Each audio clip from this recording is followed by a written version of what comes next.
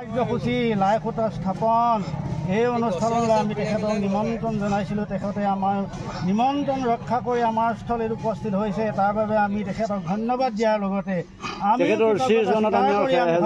তেখেতক আদৰণি জনাইছোঁ।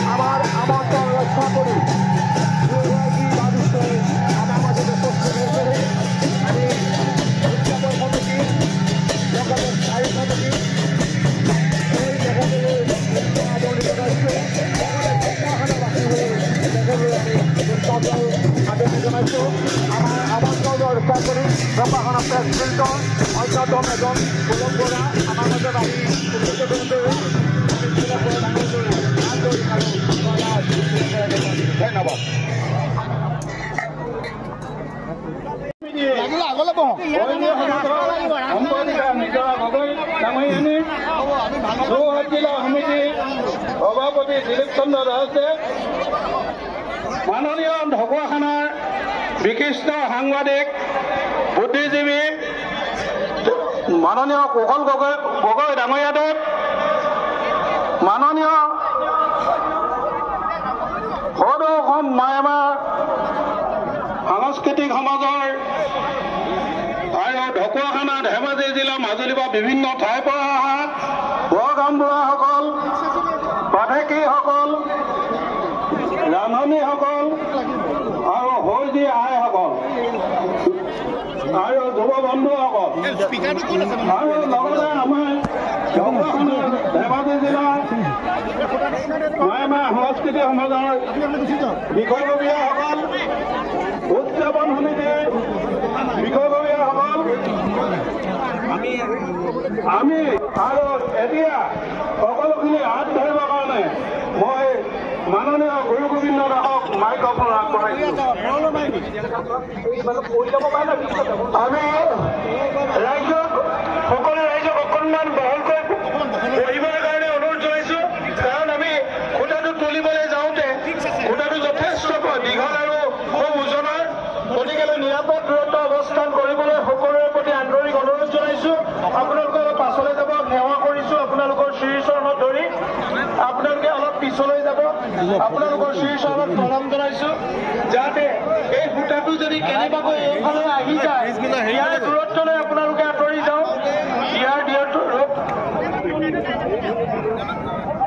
মাননীয় ভক্তগণ, আমি বিশিষ্ট অতিথিসকলৰ নাম কৰোঁ। আমাৰ কেন্দ্ৰীয় সমিতিৰ সম্পাদক জীৱন হাজৰিকাৰ নামটো ভুলক্ৰমে আমাৰ থাকি গৈছে, তাৰ কাৰণে আমি সকলোৰে ওচৰত ক্ষমা প্ৰাৰ্থনা জনাইছোঁ আৰু তেখেতক আমি সভাত আদৰণি জনাইছোঁ আৰু আসন গ্ৰহণ কৰিবলৈ অনুৰোধ জনালোঁ।